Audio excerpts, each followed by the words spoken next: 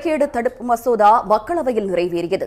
அவையில் பேசிய ராகுல் காந்தி, நாட்டின் கல்வி முறையை RSS முழுமையாக கைப்பற்றிவிட்டதாக குற்றம் சாட்டினார். தமிழ்நாட்டின் 151 உயர் சிறப்பு மருத்துவ படிப்பு இடங்களை அகில இந்திய ஒதுக்கீட்டிற்கு ஒப்படைத்த தாவேக் அரசுக்கு கடும் கண்டனம் எழுந்துள்ளது.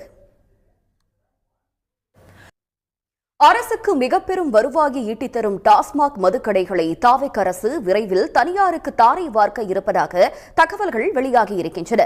23 ஆண்டுகளுக்கு பிறகு டாஸ்மாக் மதுக்கடைகள் மீண்டும் தனியார் கைகளுக்கு செல்ல இருப்பது பற்றிய ஒரு செய்தி தொகுப்பை இப்போது பார்க்கலாம்.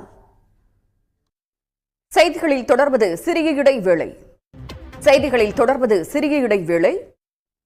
மேகதாது அணை விவகாரத்தில் காவிரி நடுவர் மன்றம் மற்றும் உச்சநீதிமன்ற தீர்ப்பிற்கு முரணாக கூடுதல் நீரை பயன்படுத்த கர்நாடக அரசு முயன்றிருப்பதை மத்திய நீர்வள ஆணையத்தின் கடிதம் அம்பலப்படுத்தியுள்ளது.